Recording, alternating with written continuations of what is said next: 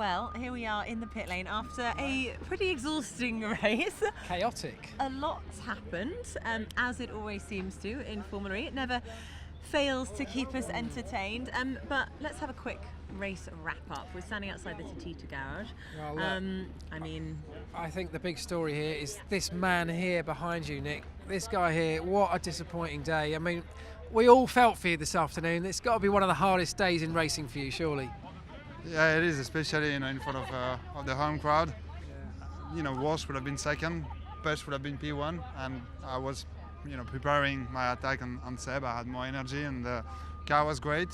And we found out what went wrong. It was a clip in the steering rack that unclipped itself and broke all the teeth of the steering rack. So I simply was a passenger of the car in the crash. So. Unbelievably frustrating. Such a shame. Obviously with the retirement from the last race as well, can you pick yourself up from this and go into Berlin with a fresh head and feeling confident again? That's what we do.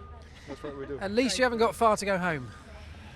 So you lost 4 wheels in the race, you're just down to 1 now. Maybe with the luck I have today, I may not take this. Cheers, Jeb. Better luck next time. See you in Berlin. Such a shame. I mean, as he said there, steering rack issue. It was actually a replacement steering rack after the crash that he had in Monaco that clearly was had some sort of build issue and was the problem today, which is so disappointing. So disappointing, because also the effort that he put in was really stellar. He was pushing hard, but he was driving really well. Yeah. He'd already, broken away from the pack, so he didn't have too much pressure from behind him, so he could have been on that podium. I know. And just quickly on the other side, Esteban Gutierrez, he was actually doing okay today. He had a good qualified in P4, his best yet. He had a 5-second penalty applied for speeding under the full course yellows, and he told me that the issue was that when that full course yellow came out, he got sort of bunched up and hit from behind, and he thinks it was that nudge from behind that actually pushed him and stopped him from pushing the full course yellow button at the right moment. So really frustrating. I think it was Robin Frains that was behind him, putting the pressure on. But such a shame, because of that 5-second penalty, he went from 7th down to 12th. Yeah, real shame. So right out of the points. Right, so outside Jaguar Racing, who actually, Mitch Evans again qualified on equaling his best qualifying performance so far on P7.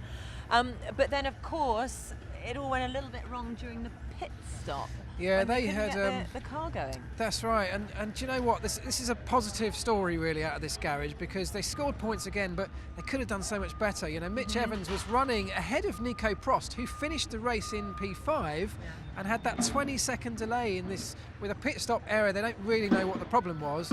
They came out 17th, and from there it's such a difficult afternoon. But considering he came out 17th, he still finished in the points, which was amazing. Managed to bag 2 points again for Jaguar. I think it was helped by the fact that Daniel Abt stopped on track, and then also Gutierrez got the points penalty, the 5-second time penalty. I just quickly want to say about Adam Carroll. He got a drive-through penalty, which kind of ruined his day today, because he exceeded what's the word here? He was less than the minimum pit stop time by 0.6 of a second. Ooh, that's quite harsh, isn't it?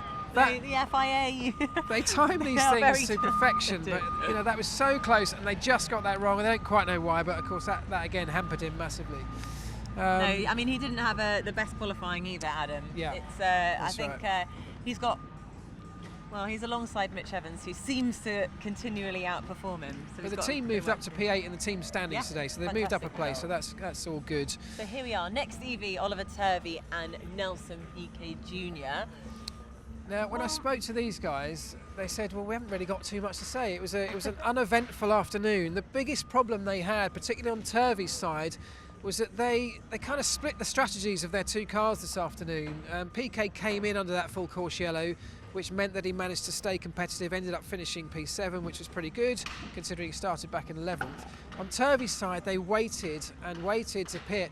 And in the end, the full course yellows ended just as Oliver Turvey was pitting, and that means that he loses a huge amount of time to everybody else who's pitted, whilst the field are running around slowly. So that was a bit of a disastrous call, but it's one of those things. It's a split-second call that a team have to make, and it just didn't go their way today. So and I mean, Oliver did well in qualifying, but of course got that grid penalty. But generally, I mean, their qualifying performance is good. Do you think their race performance is as good? Definitely not as good. They're not as efficient in terms of energy management as some of the other teams. They know that. But you know, to score solid points today, and again they've moved up one place in the team standing, so not a bad afternoon, but could have been better. Oh, I feel like we're doing this for quite a lot of the garages, standing outside thinking we're outside MS Amelin Andretti with Antonio Felix da Costa here. I mean, what a disaster, because really, it appeared like he was a bit of a passenger in that incident with Lucas di Grassi. What's your view on that, Marc?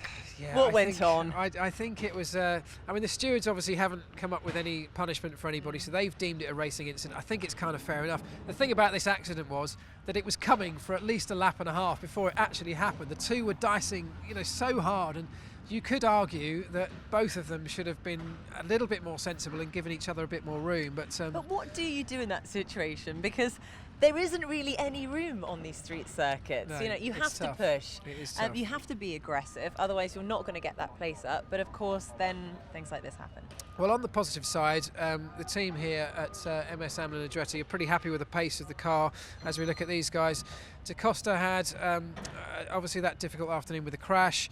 On the other side of the garage, Robin did pretty good. He did pretty well. Good pace. He got tangled P5? up. Yeah, he got tangled up, as you said earlier, with that incident with Gutierrez as the full course yellows come out, and so he had exactly the same issue in that he got a 5-second penalty for basically a late button press.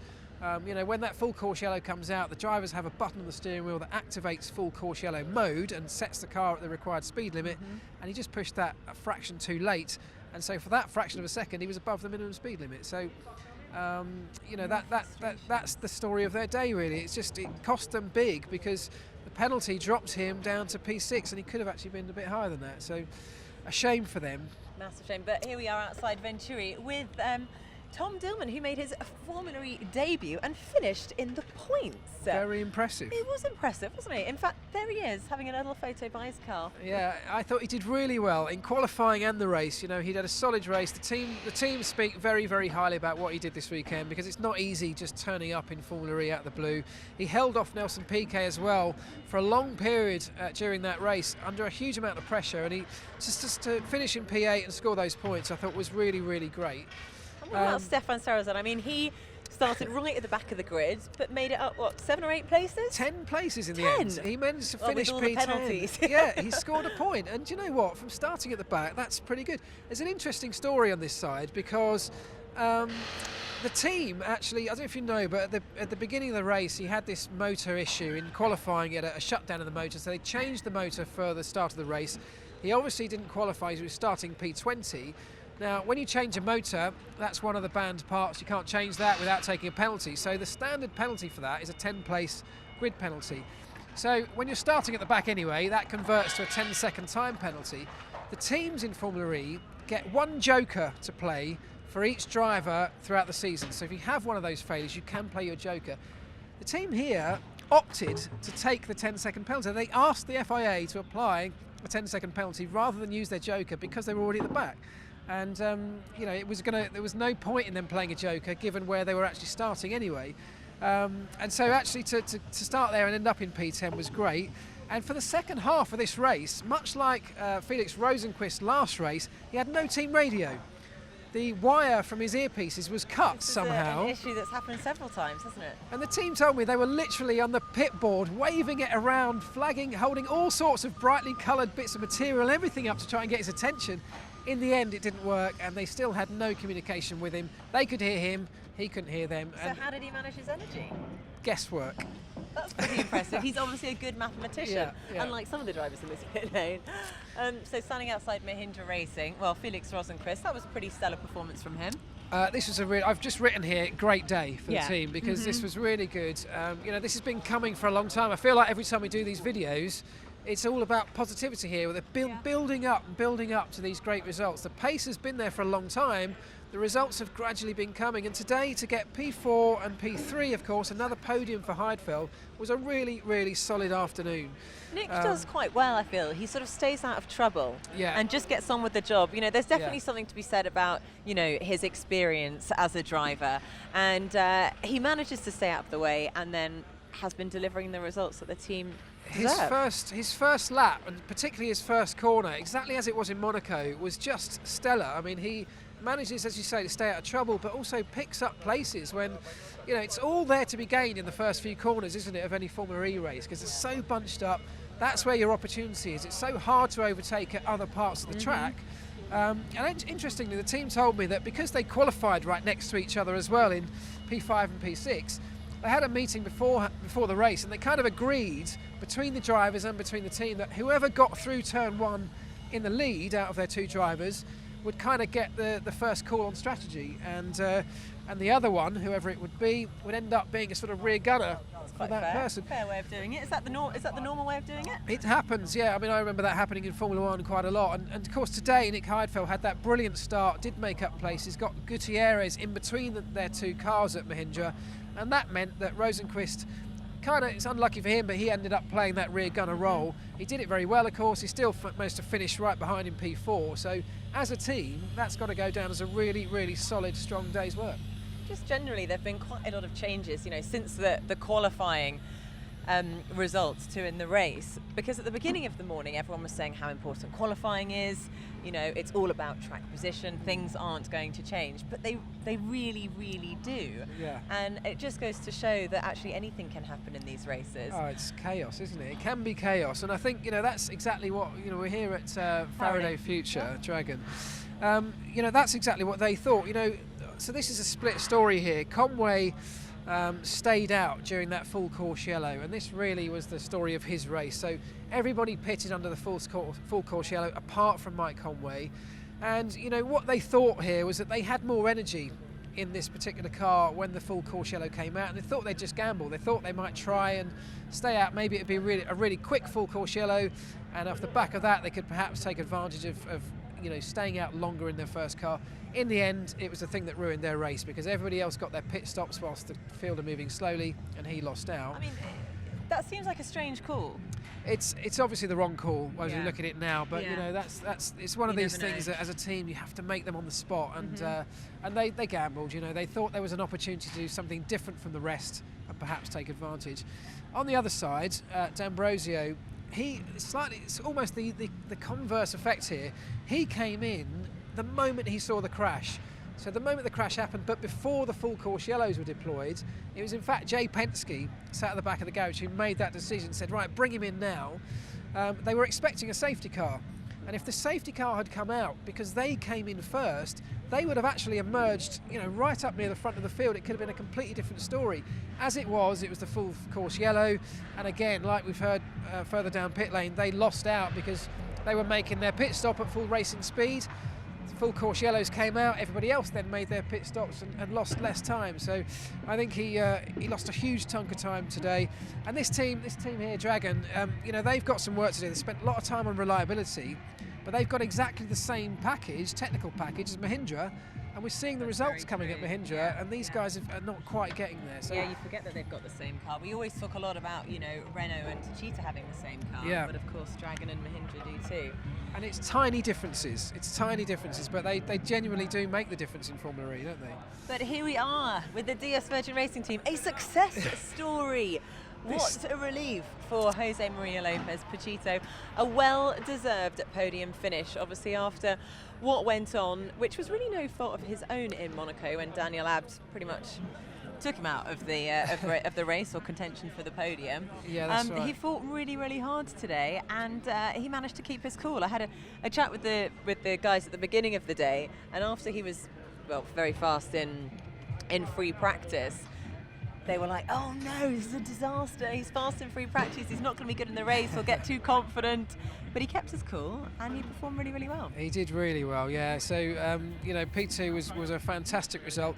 The team said that, towards the end of that race when, it was Pachito running behind Sebastian Buemi, they talked behind the scenes here about going after Buemi. They genuinely thought they might have had enough pace, and they got on the radio to Pachito and said, look, do you want to have a go at him? And Pachito apparently came back and said, look, I'm giving you all I have got here. This is everything. There's nothing more left in the tank, so to speak. Don't push me too hard or you know where I'm going to end up. Sam Bird had exactly the same issue as D'Ambrosio in that he pitted the moment he saw the crash. It was Sam actually that made the call himself, came straight on the radio, said, there's been a crash, I'm coming in, expecting that safety car. So he lost out in the same way.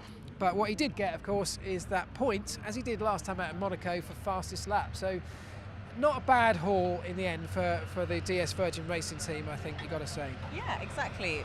A lot better than they did in Monaco anyway, that's for sure. So here we are at the Abt team with Daniel Abt and Lucas Grassi. Well, this is probably a race that they're going to want to forget about pretty quickly. Yeah. I think Lucas is obviously the real story of this race. I mean, so many incidents involving him. The first one obviously with Antonio Felix da Costa, and then trying to go for and set the fastest lap. He managed to bin it in the wall. Well, I feel like I've got to keep my voice down talking about this lot out. We're so close to everybody in red jackets because this was one to forget, wasn't it? It was it was not a good weekend, unfortunately. Lucas had a pretty terrible qualifying. He was in that first group in qualifying, which really does make a difference. The track speeds up as the groups go through. So when you're in Group 1, you struggle anyway, generally. So he qualified P13, which is a difficult place to start. And you're right. That crash, as we discussed further back down there, I think was coming for a long time. They were being really aggressive with each other. He was desperate. He can see, of course, his championship slipping away, the potential championship slipping through his fingers. And in the end, getting a DNF today and no fastest lap because Sam Bird took it off him in the end, he walks away empty-handed. And this all came about really partly through qualifying and partly through a disaster in the pit stop where it appears, I still haven't got to the bottom of it, and I don't know if the team are just not telling me or they genuinely don't know yet, but it's got to be some sort of communication mishap. Their minimum pit stop time is set by the race officials. They were 8 seconds short of that. I mean, that's a horrendous failure. I don't know how you do that, do you? I mean, although we have seen it happen before. I think Renault with Sebastian Buemi made the same mistake last season. Yeah. And, it was in season 1, and Sebastian said, that's what cost me the championship. Yeah, I mean, there's so much focus on everything else that the simple, straightforward things can sometimes be missed. Exactly, but this pile of broken bits is the end result, isn't it? So they go away empty-handed. On the other side of the garage, Daniel Abt had a BMS failure, battery management system failure, which shut down on the last lap. It was a failure.